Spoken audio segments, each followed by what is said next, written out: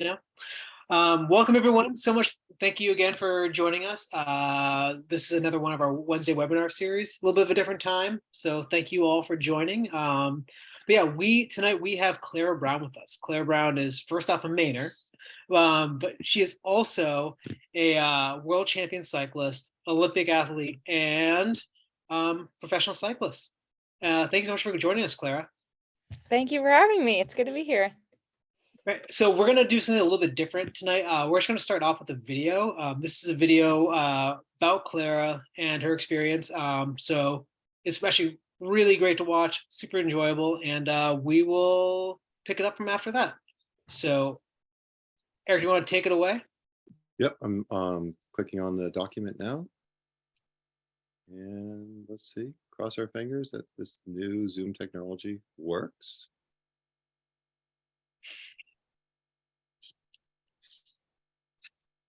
All right, everyone ready? Give me a shout out if this does not work well. Every athlete encounters some sort of setback, whether it's physical or mental. Being able to get back up and keep setting big goals for yourself and pushing yourself toward them, we all kind of connect with that.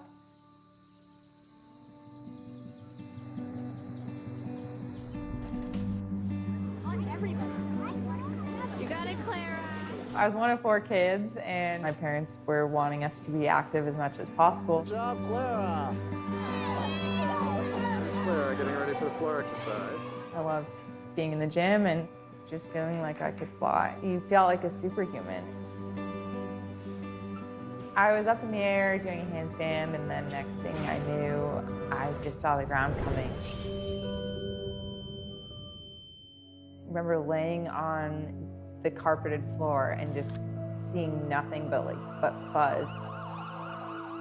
One of the EMTs just looked at me and she said, "Honey, I don't think you're ever gonna walk again." I fractured C5, C6. I had nerve damage from basically shoulders down. I remember one morning waking up and being able to wiggle my toe. You never predict exactly what's gonna return. The whole school rallied behind me, wishing me well, and friends of my parents that I had never even met. So then it just made me more driven to try and keep getting more and more. I don't know that I ever had an aha moment of this is permanent, this is kind of the state of my body for the rest of my life. These past few years really started to acknowledge that my body would never be, fully able again. I just wanted to be normal like everybody else and do all the things I liked, and that was good enough. It never occurred to me that I wouldn't be an athlete again.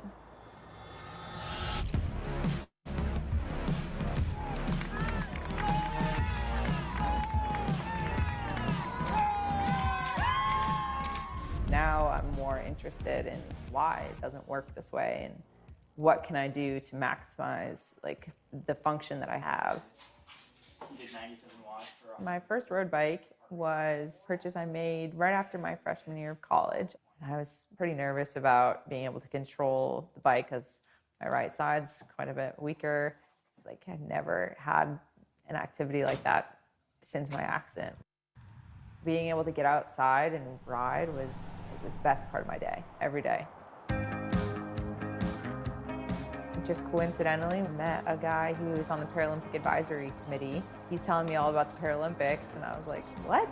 And I think within a day I was invited to a talent ID camp. I was just added to the roster 2 weeks later. My name's Noah Middlestead. I'm a paracyclist. I have cerebral palsy, and along with that, I'm Clara's coach and boyfriend. Driven is what she is. Disability or not, she just wants to show that she's one of the best in the world, which I firmly believe she is. Sit. Sit. Sit. Good. Sit. Okay. We're gonna just scoot you. Oof.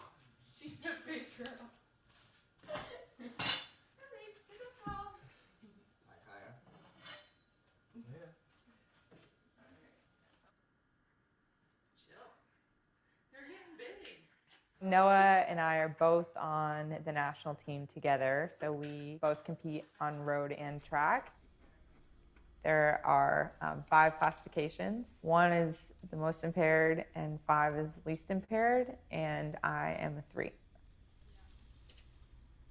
I know my situation is unlike Clara's, who's unlike other athletes that I've worked with, and so you have to kind of look at what is their limiting factor. My left side is sensory impaired, and then my right side is motor impaired. My weakest limb is my right arm, and then my right leg. This is my bike. I call her Starship Enterprise, and it at first glance looks like a pretty normal bike, but we've made some pretty cool changes to it. I have a brake splitter here, which is controlled by this one lever, and it goes to both brakes. And then I also have all shifting on this side. These are 150 millimeter cranks, which allow me to have a more consistent pedal stroke with both legs. My right side has trouble coming up over top.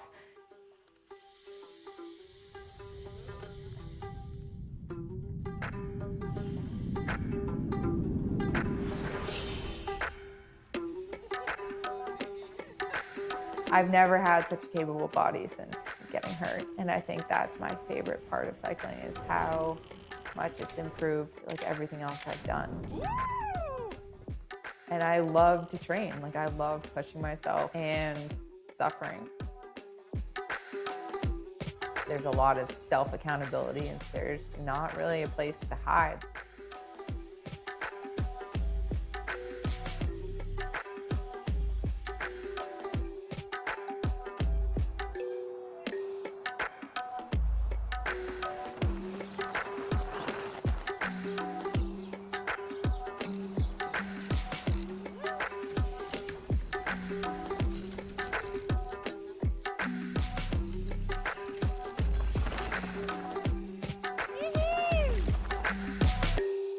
My biggest challenge since getting into cycling has been being labeled para. I think I consider myself very capable, and I would consider all para athletes very capable, but it's the perception of like you're lesser, but I'm still like a very capable athlete, and I feel really like conflicted. People tend to focus on what happened to us rather than focusing on what we're doing despite our circumstances. These are incredible athletes in their own right. We shouldn't just highlight the fact that like, oh, you have cerebral palsy, so let's make you an athlete. It's you're an athlete who has cerebral palsy. You're an athlete who has a spinal cord injury. I think when you tell people, I'm an athlete, I'm a cyclist, they light up and they're like, oh my gosh, that's incredible, like so cool, I know a pro athlete. What team are you on, or what discipline, whatever? Oh, I'm a para athlete. And then suddenly the tone is shifted of like, oh, you're just a para athlete. If you were to see what I do, maybe your perspective would change. We are elite athletes.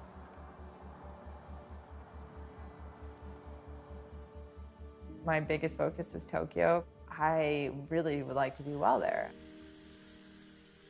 After Tokyo, I'll transition into more able-bodied cycling. I would really like to demonstrate that we're incredible athletes as well and can compete and hold our own on the able-bodied stage.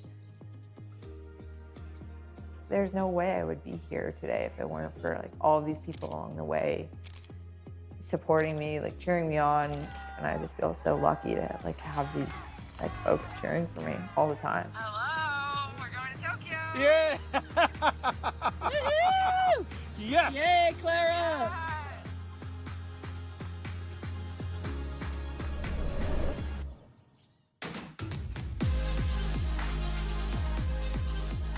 I think she has the ability to compete at the highest level on both sides of the sport and do something that is impactful in a way that most people don't get to do. You know, a lot of people would rather not have an incomplete spinal cord injury, but with her, she's able to make the most of it.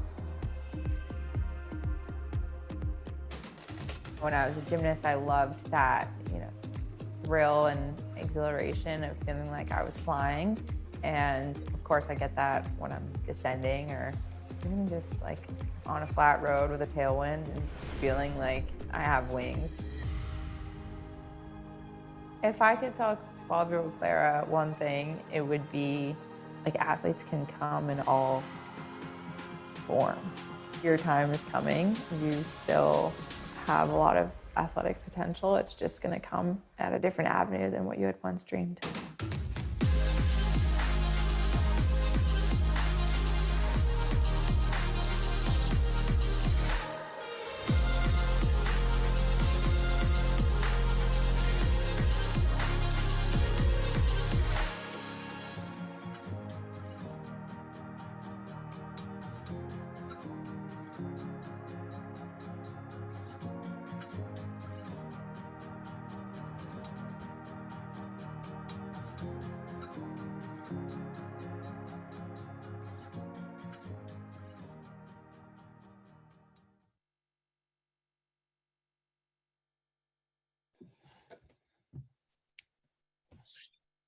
Well, that was awesome.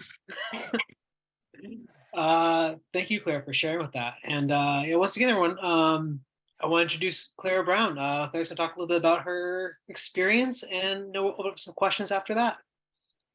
Thank you. Yeah, it's good to be here. And I hope you like the film. I figured that would be an engaging way to kick things off. And of course, there are a lot of spoilers in there. Yeah, you got kind of the whole arc of my story, but I'll go into a little bit more detail. As Dan introduced, I am a Maine native. That was filmed in Montana, where I was living for a few years. I'd met Noah at the Olympic and Paralympic Training Center in Colorado Springs, and we decided to move to Montana after the pandemic hit, and then ultimately landed back in Maine last summer. So it's good to be here and have kind of reestablished myself in my home community, and it's awesome. But to kind of go back to the start, as the film depicted, I grew up as a pretty athletic child and ultimately landed on gymnastics as my main passion, and unfortunately had this traumatic accident at the age of 12, and just had years and years of rehab. And in the midst of that, I found the rowing community. I was a coxswain on the rowing team. So for those who aren't familiar, I was the person who is not rowing. I was steering the boat, directing the crew, motivating them. And it was my first reintroduction into sport after this accident. And I really felt like I had a competitive outlet and I had a calling for it. I was really good at keeping everybody together, and I knew what it felt like to work hard. I just wasn't in the physical state to do that myself. And so I went to college in Washington State, and I knew I wanted to cox all through college, but unfortunately it was just a lot to manage. If you're familiar with the sport, 6 a.m. practices, and it is just a big time commitment. And on top of that, I was physically a lot more capable than I ever had been. And so a friend on the rowing team worked at a bike shop, and he was so adamant that I could ride a bike. I was really worried. As I discussed in the film, my right side is pretty impaired, especially my right hand. And so I just didn't know what that would look like to be able to shift or brake safely, and enjoy it. And he kept telling me, like, don't worry about it. There are ways to modify a bike. And his passion was kind of what convinced me to go after this. So I got back to Maine the summer after my first year of college and went to Cyclemania, back when it was still on India Street, if you all are familiar. And I worked with the owner, Dave, there, and he spent several hours with me, just kind of modifying different ways to shift. And I was so worried that I wouldn't be able to translate what we were doing on the trainer to out on the road, just with all the other variables.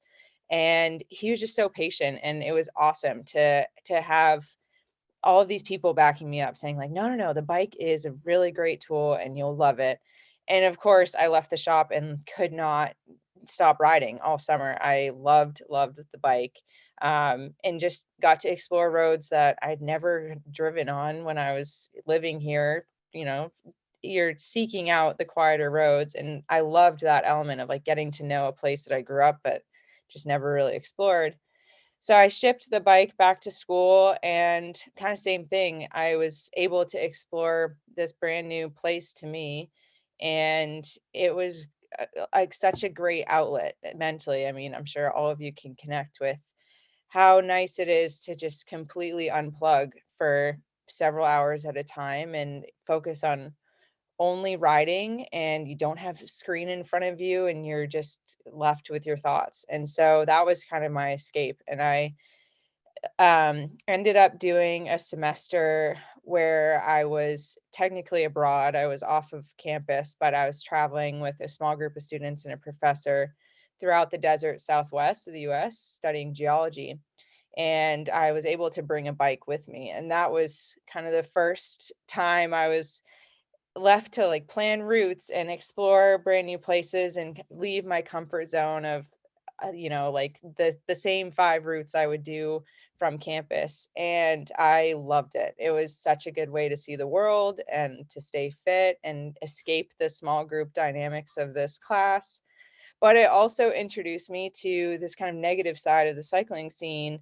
Unfortunately, my professor was not the nicest, and he was kind of the cliche elitist, not very welcoming. Your equipment is everything.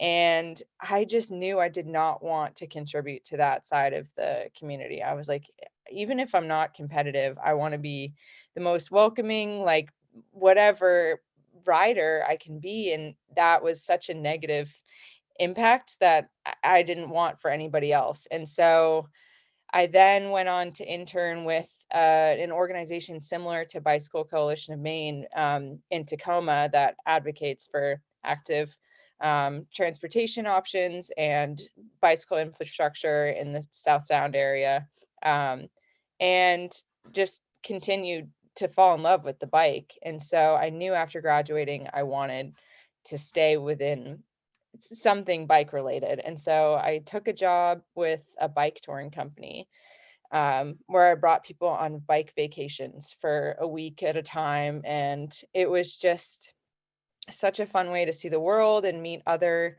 guides who love to ride and are off time. And then just by happenstance, my second season, I brought this guy, George, on a trip. We went from Charleston, South Carolina to Savannah, Georgia.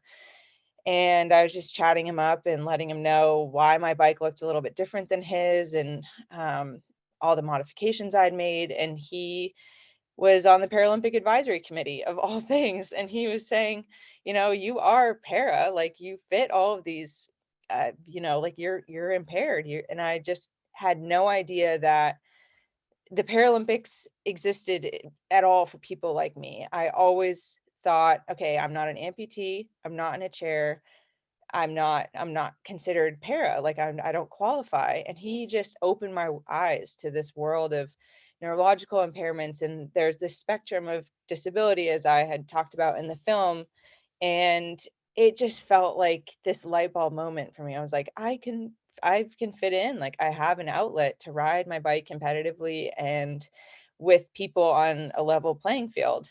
And so after meeting George, I went out to Colorado Springs at this training center and kind of impressed the national team coaches, and was invited to then go on to compete at my first World Cup as an independent. So I wasn't part of Team USA, but I just went to kind of see how I would do, and ended up medaling at my first World Cup.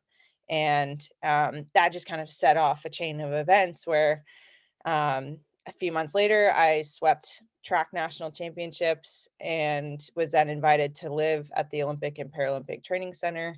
So this was in 2019 when I moved in and met Noah, my coach and now boyfriend.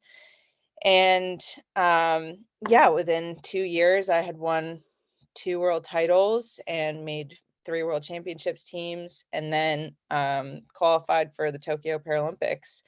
And unfortunately, that was postponed, as you're familiar. But it also was kind of a huge opportunity for me to just train, have a year of uninterrupted training. I was able to get fitter than I ever had imagined. And unfortunately, had an injury had a terrible timing right up to Tokyo and didn't do as well as I'd hoped.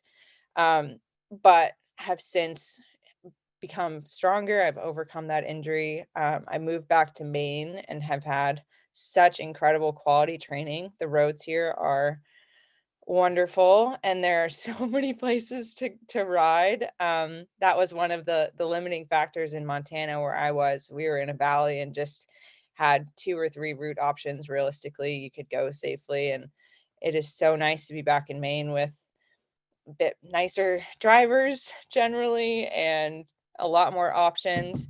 And just feeling in general like we're more connected with the cycling community here, and that's something that has been such a passion of mine, is to make the bike world a bit more welcoming and inclusive, and just riding with a smile and not coming in with any sort of preconceived notions about who you're riding with. I think that's been a challenge for me, is feeling like I want to have everybody feel welcome and happy to be riding a bike. And it's such an equalizer for all of us, where we're doing the same activity. We can use it as a means to be fit, to see the world, to commute, whatever it may be. And we're all just out here riding our bikes, enjoying that. And so that's been a big part of my involvement with the bike. Is I'm a competitor and I really enjoy the fitness aspect, but I also want to leave the community better than when I entered it and felt like it was not the most welcoming for me, and it was very intimidating to come on these group rides with a lot of men who were not exactly the friendliest. And so that's kind of been my main passion since. So I know that was a lot of a life story and video and everything else, but I would love to take any questions if you have them. And I know, Dan, you have some as well. So, Well, since I have the mic, I'm going to jump ahead. But Claire, thanks so much for sharing that. Yeah, and I feel, I mean, the story of, the unfriendliness of the bike community is well known, and it's shame when you hear from more people that, that does exist and they've experienced it. So I applaud you in, making moves to stop that and, make the sport more inclusive. So thank you for that. thank you. So I guess we'll just throw a question out there. So what's it like being a professional athlete nowadays? It's a lot in a lot of incredible ways. And I always come back to, if I'm down on whatever aspect of life of a pro athlete, reminding myself I get to do this. Like, it is such a privilege to be able to basically have my day structured around riding a bike. I mean, that's incredible. But there are certainly some drawbacks, especially just feelings of isolation. You're making a lot of sacrifices in your day-to-day life, and whether that may be socially, I just don't have the same schedule as friends, and or alcohol is also just something I don't necessarily partake in, and that feels like in my age demographic, it's the main way to socialize. And so that's been an interesting hurdle, and just traveling quite a bit and feeling like I can't necessarily plant roots as strongly as I would like, and also being close to my dog who just licked my face. So yeah, I'm very lucky, but of course it's not all glamorous. Yeah. So what does a training routine look like for you then? I mean, It depends on the time of year and where I am in the season. I ride now on the trainer probably 12 to 15 hours a week. In the summertime, when I'm on the roads, anywhere from 15 to 25 hours a week, depending on season. And then I'll lift twice a week as well, usually for an hour or so. And then also takes time for PT and massage and just general recovery. awesome. Can I follow that up with a quick question? Sure. Sarah, does your training routine differ from someone who wouldn't be a para athlete? No. No, and that's what's cool. Well, sorry, that was quick to answer. I definitely feel like I have to be a little bit more flexible depending on what body shows up that day. Like I can have my training structure should be, pretty much that of an able-bodied athlete. It's just sometimes my neurological impairment just like flares up and I have to adjust, but otherwise, no, I'm pretty much doing what the able-bodied pro side is doing, what my counterparts are. Cool. Got a question here from audience. One from Jeff Hyde. Hi, Jeff. Hi, Jeff. Do you have a favorite trail or road or region in the world where you've ridden? I think my absolute favorite place I've ridden is Mallorca. That's kind of cycling mecca. I went while I was working for this bike touring company and not necessarily in the best shape of my life, which is ironic, but we had a lot of fun too. And so I would love to return now that I'm a bit fitter and can enjoy the climbing, but it was some amazing climbs. Nice. To follow up on that, someone else asked, which roads do you like? Falmouth or Portland through Scarborough into Cape Elizabeth? More like, what are your favorite main roads? I tend to ride mostly north of Portland. I love riding through like Pownell, New Gloucester, Brunswick area. I tend to go inland. There are beautiful routes on the coast, but they just tend to be a bit busier. And so and there's just such a web. Like New England roads are just so you can ride for so many different directions on different roads and not overlap, and it's pretty nice to always have variety. But yeah, there are a few, like there are specific roads like off of Route 9. I love taking Route 9, like in the Yarmouth area, where I'll do specific like time trial efforts or something, because I know it's a long, quiet, uninterrupted road. Nice. That's actually one of my favorite spots too, that area. Yeah. Yeah, and you just gotta keep tabs on the pavement quality too. You're like, all right, what's been repaved recently? What has a good shoulder? Yes. Yeah, and Route 9 was recently repaved in the past few years, so that is such a treat. Nice. So I guess a little more experience, like what was it like going to the Paralympics, World Championships? I mean, these are some of the most coveted events in the world to enter. Yeah. What was it like? Yeah, the Paralympics were definitely a strange experience given we were in the middle of a pandemic. And Japan handled it so well and were so welcoming and gracious to have us, despite the postponement. So cycling was a bit different in that we were competing at venues several hours away from the main athlete village. So we were staying in hotels, and we were very much either competing or in our hotel room. We weren't really allowed to leave at all. And it was just eerie too, competing with no spectators. It was just like dead quiet, and also just feeling a lot of isolation there. So it was very challenging mentally, especially going in with an injury and feeling really disheartened.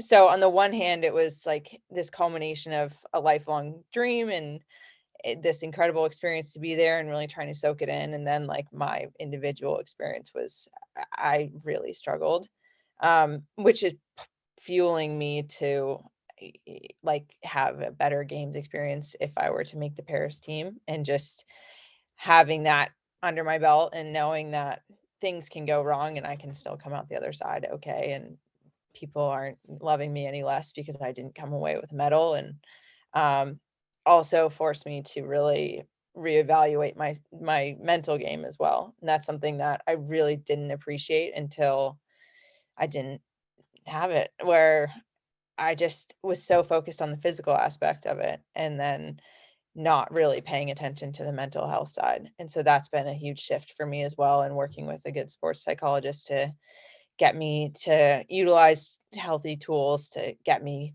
prepared to race at the top of my sport. And yeah, I think World Championships in some ways are more coveted for cyclists, in that they're the rainbow stripes. and that is such an honor to wear the rainbow jersey. And so that has also been such a huge privilege to be able to achieve that. So You know, if I had them, I would just wear them everywhere. Let everyone know that I was a world champion. yeah, I'm trying to draw the line. I'm like, there's a tasteful amount of stripes. Yeah. Nice. So you had mentioned you were working towards, competing on the able-bodied level. I mean, tell us more about that. That's, what Yeah. is your plans for that, and where are you now? Where are you now with that? Yeah. So last year was my first real year competing on the able-bodied side. For those of you who are familiar with the USA cycling category system, I worked my way up very quickly. I went from a Cat 4 to a Cat 2 in a season, and ended up having the opportunity to ride with this incredible organization called the Amy D Foundation.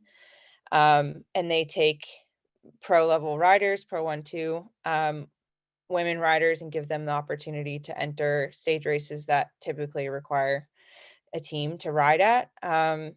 This one I rode with them at Green Mountain Stage Race, but it was still a huge honor to kind of make a team, like a composite team, to ride with pro women. And that was my first pro 1, 2 field race, and it was very humbling, I will say. Like, as a para athlete, I definitely am coming in at a disadvantage, especially with the top end power on my right side. Just I have a really hard time responding to quick accelerations. I don't think it's out of the question. I actually have been chatting with some teams for this season. It's a bit late to ride as a full roster rider, but I will probably have some guest riding opportunities. I'm looking to ride Joe Martin Stage Race and compete at Pro Nationals as well this June. So very much still on the table, and I'm really excited to pursue it. It's just yeah, like I said, it's humbling. There's a big difference between a local Cat 4 race and a Pro 1, 2 race. So I am yeah. absolutely sure. Cool. Do you have like a particular discipline you really want to focus on? Is it road or track or downhill or? Yeah. Down. No, definitely not downhill. I prefer road. More specifically, I prefer time trialing, but there are a few stage races that have a time trial in them. But yeah, for pro nationals, for example, I'll just focus on the TT. But I like all of it, and I would very happily stay kind of doing all of it. It's just whether or not I'm competitive in it, and whether or not that makes sense for my competition schedule. And by that, I mean track and road. Mhm. Nice. Maybe some gravel too, because everyone's doing it. I know. I think now that UCI is involved with gravel, it's just going to explode even more. I mean, I feel like pros are already poaching it for a long time. The cool Cool. kids are doing it. Yeah. So I mean, beyond just cycling, what else do you hope to do? What are your hopes for your future? Do you want to ride as long as you can? Do you want to get some goals and call it a day? Like, what's your hopes? Yeah, I think the bike will always be a part of my life, and it has been such an outlet for me to feel capable. Like, um, yeah, there are no other times in my life where I feel, maybe skiing, where I feel so capable, and it's an incredible feeling to not feel limited by my body. Um, I think after Paris 2024, I will probably not prioritize cycling so much, and not do it as my full-time only gig. Exploring some career options afterwards, TBD.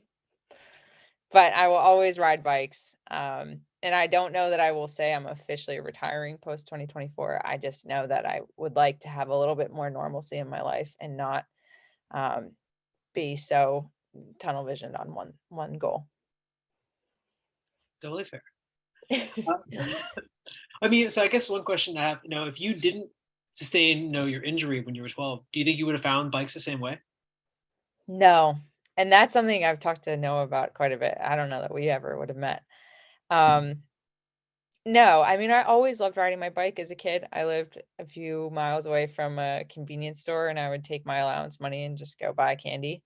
Um, and that was like the best part of my week. So I know that I probably would have found bikes just to enjoy, but I don't know that I ever would have been competitive. And yeah, certainly wouldn't have dreamt as big with what I'm doing with the bike, I would say. Like I probably would have just enjoyed it for fitness, and that is plenty fine. I just don't think I would have had the competitive itch if I had had it elsewhere.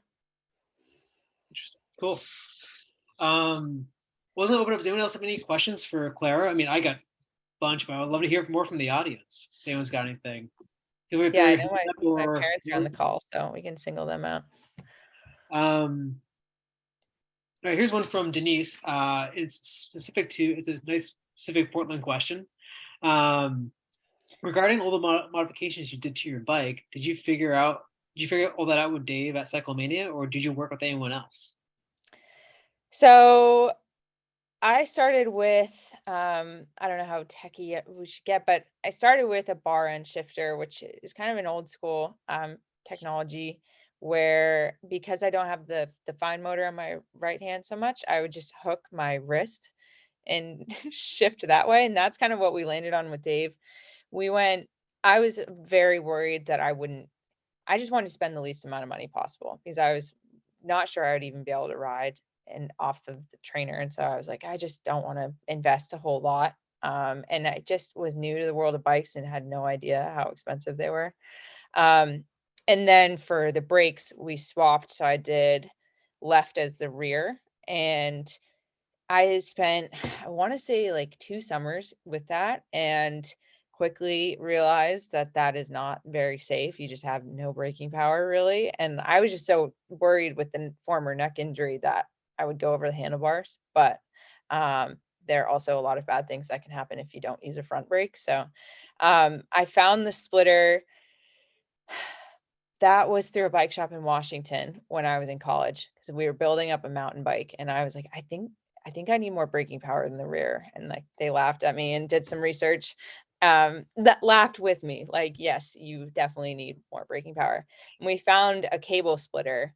And then when everything started moving to disc brakes on the roadside, we kind of had a panic because I'd never seen a hydraulic splitter, and that's been a lot more finicky.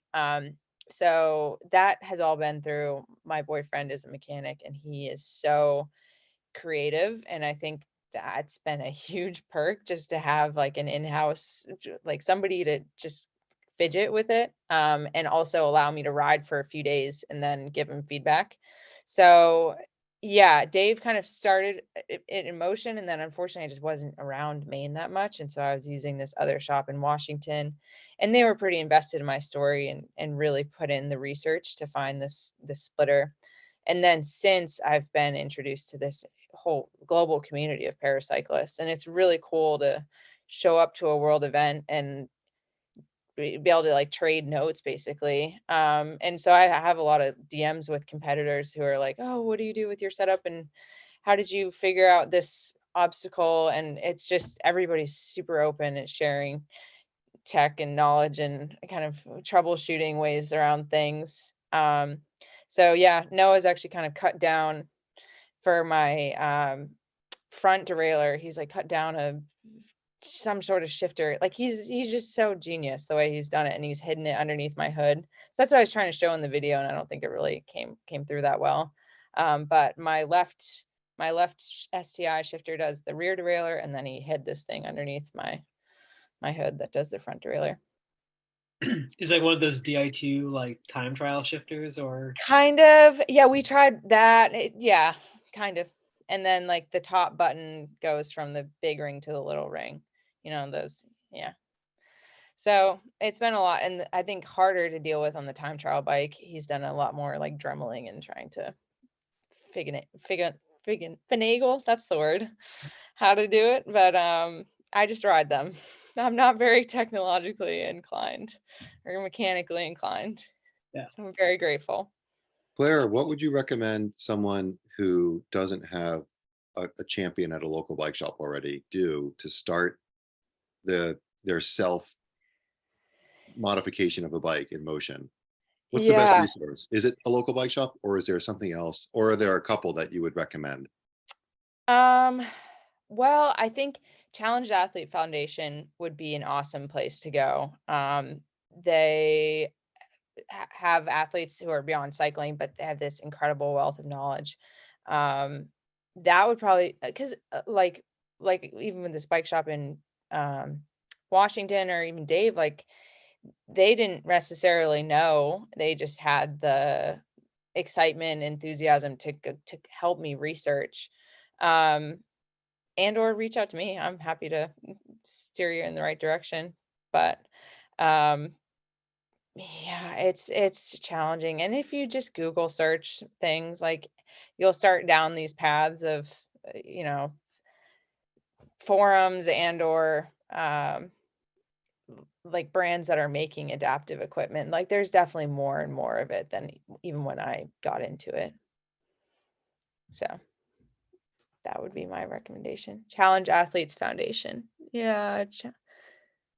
Yeah, I checked it. That's actually the Oh, URL for it. perfect. Challengedathletes.org. Yeah. And they have grants too, which is also a great way because equipment is expensive. And so um, they can certainly help out. Beyond just controls of your bike, like do you have a different fit process that you go through compared to other people? Oh, so you had a sore subject. Ooh. Yes. No, and that's been another real challenge, is finding a fitter that really understands. Yeah. So my right leg is very spastic. That's been probably the biggest challenge with my fit, is that like I feel like Goldilocks, or it's like just there's like this absolute sweet spot where like my spasticity is at its least, and like pertaining to saddle height and everything else. And so yeah, it's been challenging, especially with the aero position with my track and TT bike. Just finding the right combination of like not limiting my power output, but also like, yeah, getting aero and having a fit that I can actually be comfortable in and not sacrifice a whole lot. So yeah, what I've landed on, there's a guy in Minneapolis who's incredible. And so I just have to travel when I get a bike fit, which is also frustrating, but he's incredible and knows my body, and I'll stick with it because it works. Awesome. So we have two questions from Jane here. So I'm just going to ask you them chronologically. Do you have sponsors that help you out with this kind of stuff, or no? All of this. I do. Yes, I'm incredibly fortunate. So I have a wheel sponsor, Head Wheels. They're a US manufacturer. They're out of Minnesota. I have a gravel bike and fat bike sponsor, Otso. And I have nutrition, which is Infinite. I have Wahoo behind me.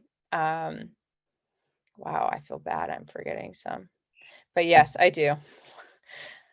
So yeah, and I'm very fortunate. And that has also been a challenge as a pro athlete, is like you're basically your own agent and you have to sell yourself and you have to commit to social media and all of the other obligations off of the bike. So that's been an interesting process to navigate and to learn where to say yes and where to say no, and where to spend time trying to convince somebody that you're worth the investment. And so yeah, it's been a strange experience. Do you feel like you have a disadvantage or any advantage at all getting sponsors? The honest answer is I think I have a pretty big disadvantage. I don't have a visible disability, which has been really challenging. I think there's been a big shift in the industry to promote diversity and inclusion, which I'm all for. And I think it's been incredible to see more exposure and more representation. But at the same time, like they have a very cookie cutter, like, here's what we want from a disabled athlete. We want to see them in hand cycle, or we want to see an amputee, because when you look at them, it's very obvious. And so, yeah, I've gotten that direct feedback of like, I don't really, it's like, you're disabled, but, and it's just sad because it's like, okay, well, there's more to that than just, I don't know. So it's been a challenge, but it's also been an interesting, like, it has taught me a lot on how to sell myself and how to really open the eyes to a brand as to like what the possibilities are. And there are so many people who are disabled who do not have a visible disability. And that was something that I really struggled with finding the Paralympics. It was like, I would never have found it if it weren't for this one person who told me I was even eligible.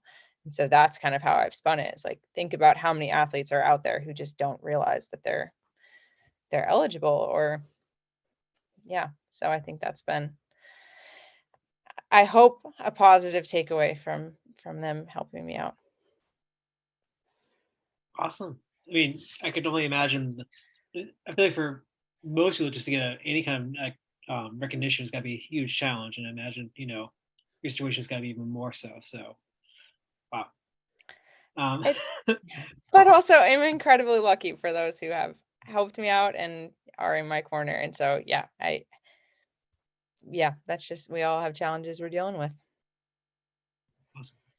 Another one from Jane. What have you learned spiritually from all the physical challenges you've experienced?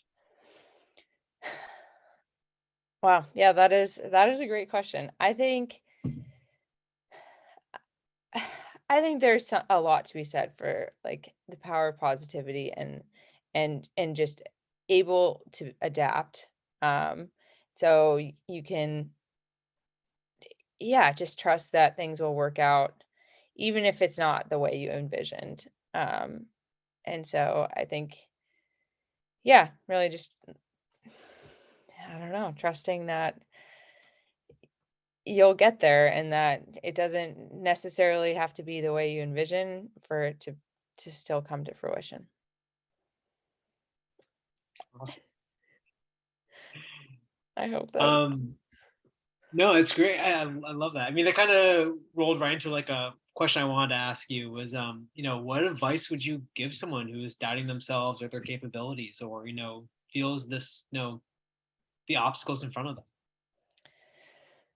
I think it's like spinning it and reminding yourself of what you should be appreciative of. Like I was saying earlier, like you can always flip it and look at what good there is in your situation. And like lack of motivation, I think, is something you had just said, is like, this meeting is being recorded. Oh, I think we just lost you there for a second. Perfect timing. Yeah. Where were we? You had asked me about obstacles and staying motivated. I think the ability to just reframe is probably my biggest advice. Is like, if you find yourself in a rut or looking at an obstacle, like, first of all, setting small achievable goals and putting everything into a bit more tangible perspective, rather than like thinking big overarching existential crisis goals. Like, think smaller terms, and that will also help you feel like you're able to gauge the progress. And then also reframing in a positive light and thinking, what do I have to be appreciative for? What's going right? And that can go a long way. Awesome. Great. Any other questions from anyone? Any hands up anywhere? So, I guess who you say some of the people that really helped you along the way and like really helped, get you to this stage right now? Do you want specific names or just general? Just general, this exact person, so we can write them a thank you letter. I mean, I mean, to go closest to home, my family, I think that is the immediate, like, I got hurt at age 12, and I got incredible care here in Maine, but ultimately went to a spinal cord rehab specialty hospital in Atlanta. And my parents dropped everything and went down. And I'm one of 4 kids. And so my neighbors then were left to kind of help with my other 3 siblings and family friends and all of that. And so even starting there at the earliest stage of my accident, I had neighbors and family friends and my parents.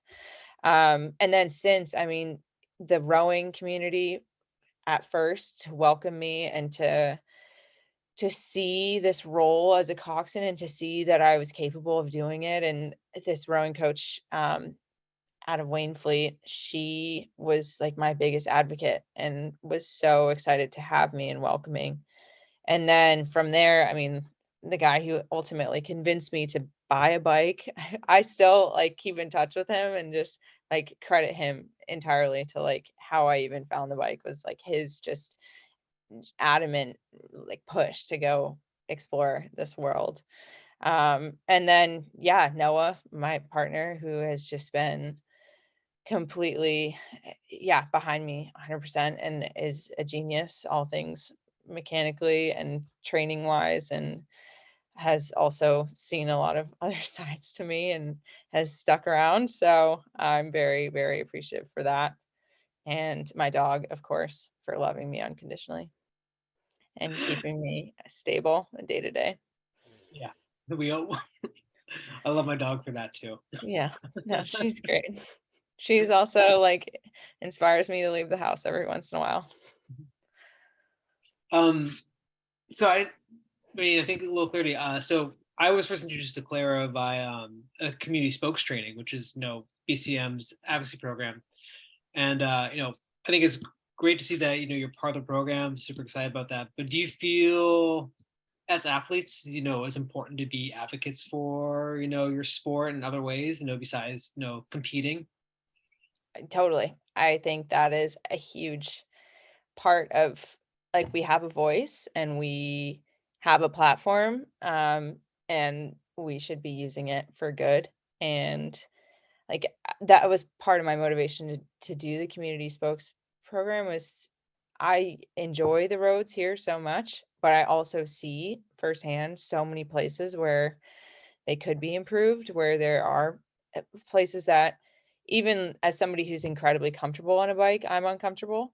And I cannot imagine somebody newer or less comfortable or whatever, um, how they must feel. And so I want to make riding a lot more accessible to all ranges of ability and age. And so that was a big part of why I wanted to do that training and also get more involved in Maine specifically because like I said, I had a lot of experience in Washington, but it's a lot different in a huge metropolitan area to then yeah, Maine is a little bit smaller and has a little bit more nuanced things that I wanted to learn.